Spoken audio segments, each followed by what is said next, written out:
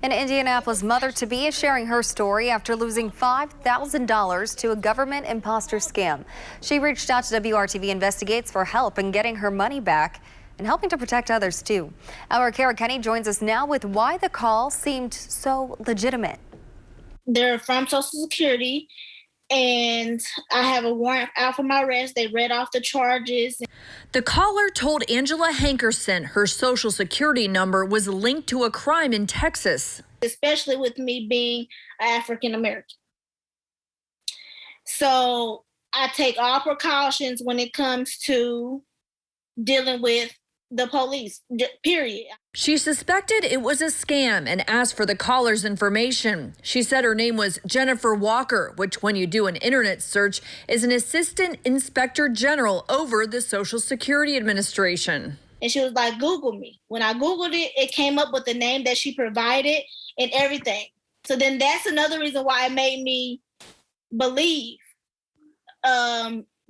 that it was real. Angela went to the bank and took out $5,500 for a Bitcoin payment to the supposed Social Security Administration.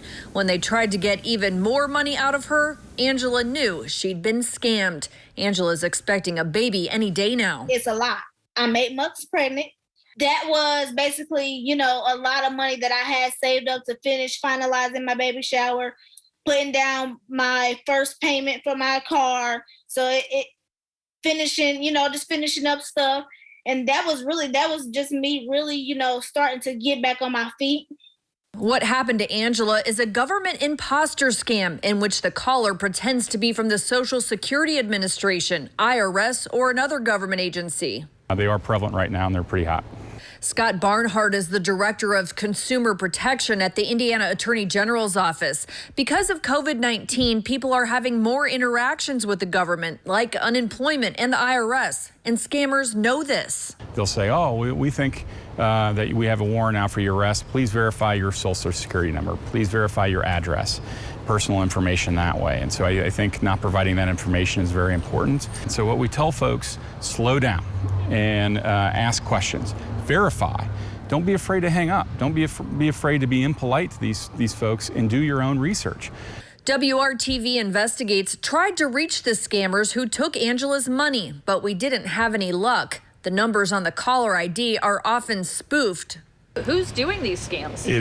They're both inside the United States and outside. But the important part is it is difficult to track them down. They're very anonymous.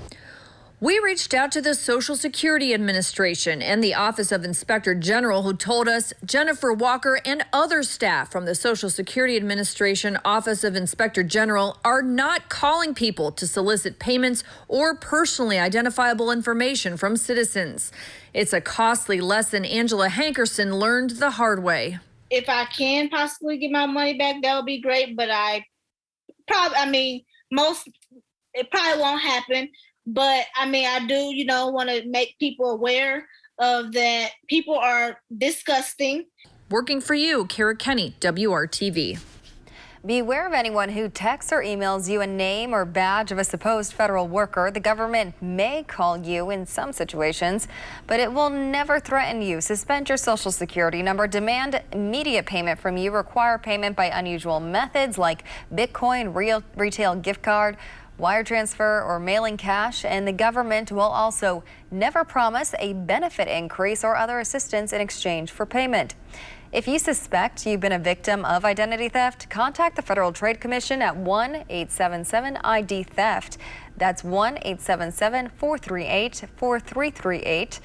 If you receive a suspicious call from someone alleging to be from Social Security, hang up and then report details of the call to the Office of the Inspector General. We've included a link in this story on the WRTV app and at WRTV.com. Here's a look at some of the most popular scams out there right now, all designed to get your money or your personal information. Government imposter scams, in which the scammer claims to be from the government. Employment scams, that's where they claim to offer you a job or a way to earn quick money, like wrapping your vehicle with a company's logo. Phishing scams, these involve getting a text or email that looks like it's real, but when you click it, it can install malware on your device. tech support. That's where the scammer poses as someone from Apple or Microsoft. And lastly, the utility scam, where the caller pretends to be from the power company and demands money to avoid a shutoff. As always, never give out your personal information or your financial information unless you are sure who you are talking to. Our goal is to help young people as they age out of foster care find the path that's right for them. Finding a job can be difficult for someone who has transitioned out of foster care.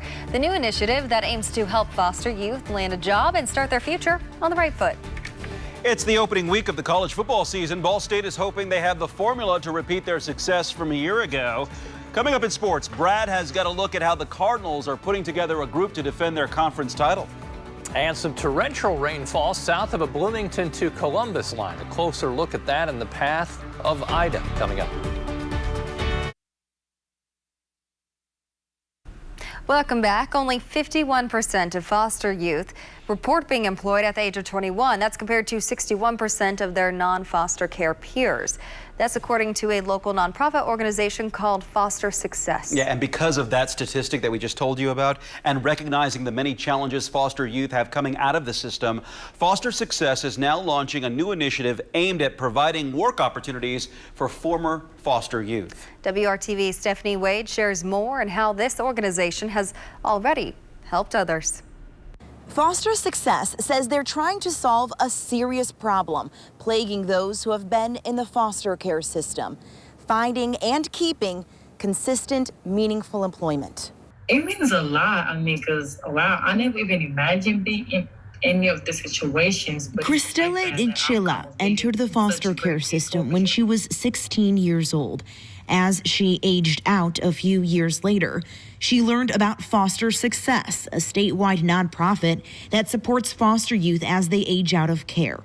Now, at 22, she's in college and credits getting there to Foster Success. Navigate with school, financial needs for school, items for school, and also those helping with job opportunities. Like if they have like a scholar, like an internship, they always reach out to me, find out if I'm interested, or if they have an opportunity, they just always reach out to me and help me build my resume and things of that nature. Outside of caseworkers and maybe some teachers that they've connected with, they don't necessarily have the same network of adult supports from their parents or their families to connect them to other professionals in the workplace. The CEO and president, Dr. Maggie Stevens, says Indiana does have extended foster care support for people when they age out of the system. But at Foster Success, we're not case managers. We're providing the additional support that young people need, not just their basic needs like housing, but we are working to provide them with the skills that they need for long-term success. Starting in October, they are now expanding beyond their current services of educational support,